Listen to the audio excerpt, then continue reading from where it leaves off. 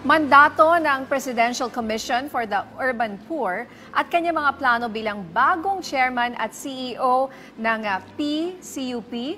Ating alamin kasama si Attorney Maynardo Sabili, ang CEO at chairperson ng Presidential Commission for the Urban Poor. Chairman Sabili, magandang tanghali po. Nina and Asikweng, magandang tanghali po sa inyong lahat. Una po, congratulations po on your appointment. Kailan po ito?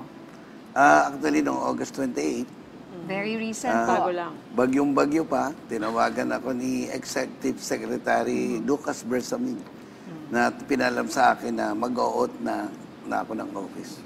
Kaya pumunta na ako sa kanya. So ano pong masasabi ninyo sa inyong bagong appointment bilang CEO at chairman po nitong Presidential Commission for the Urban Poor?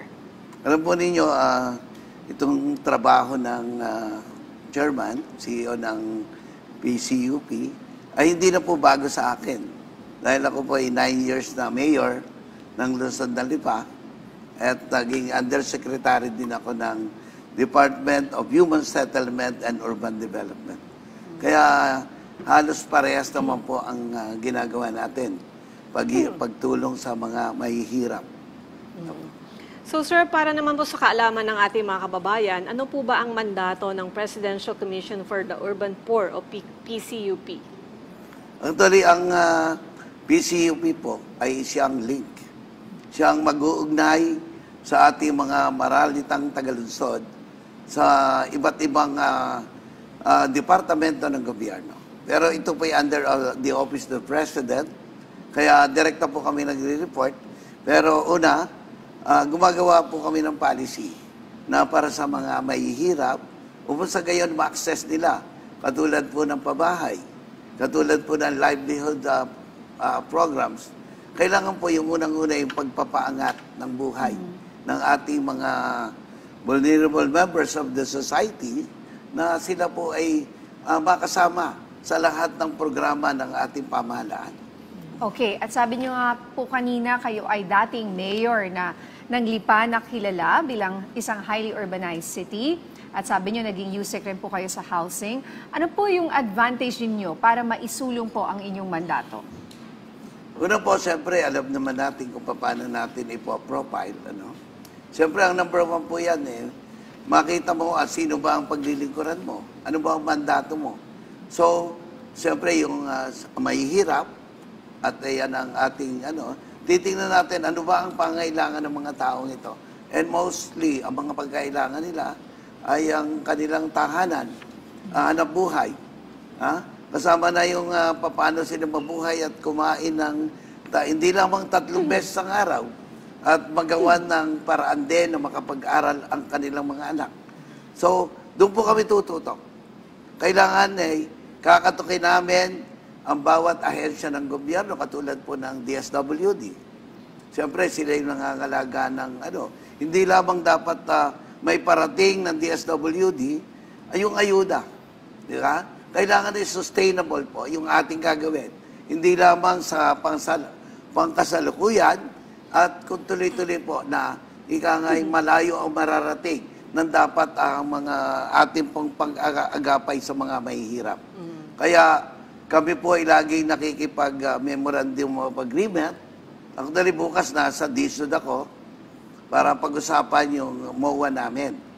Sa gayon, matulungan po namin ang DSUD para marating po yung dahil siyempre kailangan din nila ng katulong. Kasi po, direkta kami sa mahihirap. Kung saan yung mahihirap, nandun po kami. At tutuganan namin, actually, 1,000 po ang organization dito pa lang sa Metro Manila, na National Capital Region. Nung ako ngayon nagpapatawag, sabi ko doon sa akin mga staff, ipatawag lahat ang Urban Poor Organization.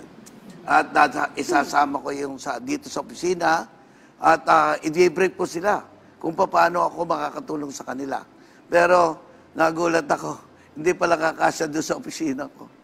Ngayon, dadali ko sila sa DSUD para ma-inform sila yung housing program, kung paano makakatulong ang DSUD sa pamagitan ng Urban Poor para mailapit sa kanila. Pero hindi rin kakasya sa Kaya sabi ko, pipili muna ako ng ika-cluster ko.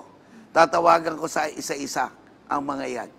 Actually, hindi lang po kami ay sa pagtulong sa pabahay.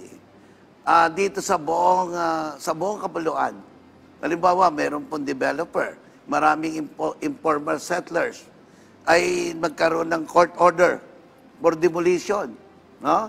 Kailangan po yan, ang importanteng batas at saka yung kapangyarihan na nakapatong, nakaatang sa aking opisina, ay hindi po maitutuloy ang demolition hanggat hindi nabibigyan ng clearance ng PCUP.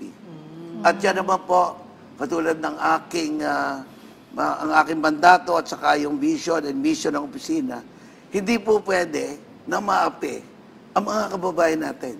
Hindi pwedeng dahil may court order, ay pwede nilang alisin yan. No? Kailangan muna ganito. May condition ako. Kailangan, although may court order, kailangan meron po silang pupuntahan. Merong yung relocation nila sa site ay kompleto.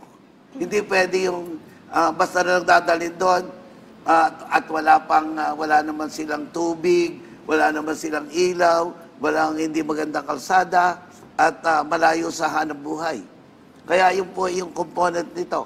Tahanan at saka hanap buhay para sila mabuhay ng maayos. Hindi pwedeng sila parang hayop na basta na lang itataboy. Marami po nung ako'y undersecretary, tumawag sa akin ang mga taga-Santa Rosa. Pinapalayas po yung mga ginigiba. Ay pandemic. Ay sabi ko, kung sa bagay, katungkulan niya ng PCUP na mabigyan ng clearance. Kaya tinawagan ko yung PCUP chairman noon. Sabi ko, ako si undersecretary. Bakit nyo pinayagang ma-demolish ito? Ay during the time of pandemic. Ito dapat saan mo dadalhin yan? Ganitong oras na ito. Ay libo po yung Napunta ko doon. Nakaaway ko yung sheriff. Sabi niya, kailangan ng court order para mapatigil. Eh, sabi ko, bakit kayo nakakuha ng clearance? Sabi ng PCUP, ay 2 years ago pa po yung clearance nila eh. Sabi ko, hindi pwede. Di ba? Pero hindi ko sila mapigilan. Pero nag-iisa po ako. Meron akong security na isa ay nahirapan. Talagang hindi sila tumigil. Pero pagkatapos doon, binagbigay alam ko sa Supreme Court at na-discipline na po yung judge at ang sheriff. May kaso sila ngayon. Kaya sabi ko, dito sa demolition o kung ano mang gagawin dyan, kailangan mag-comply sila dahil mapapalaban sila sa akin. So sir, nabanggit nyo nga po na dati kayong Undersecretary for Regional Operations ng DSUD. Paano po makakatulong ito sa inyo bilang chairman ng PCUP? Bukod po dun sa mga nabanggit po ninyo na tumutulong kayo na at least somehow ma-delay man lang yung demolition or maayos yung kalalagyan nitong mga taong dinedemolish yung kanilang mga bahay. Katulad po ng binanggit ko sa inyo na regional operation, may mga contact na po ako at least sa mga regions. Kaya lumupag na po tayo doon sa mga ikangay sa mga lugar na malalayo dito sa Pilipinas.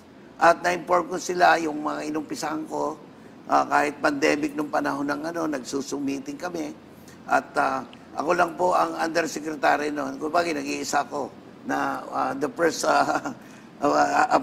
appointee ng president na naging undersecretary for regional. So, kahit po pandemic, pupunta sa akin ng mga mayor. At yung malalapit na bayan, pinupuntahan ko. Para naturuan ko na po sila kung paano sila magkakaroon ng pabahay.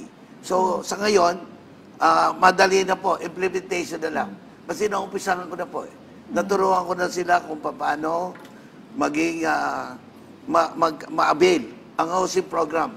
Yung ating pong Pangulo, mas maganda ang ginawa ngayon dahil nag-concentrate siya sa pabahay. Meron siyang yung 4PH, pambansang pabahay.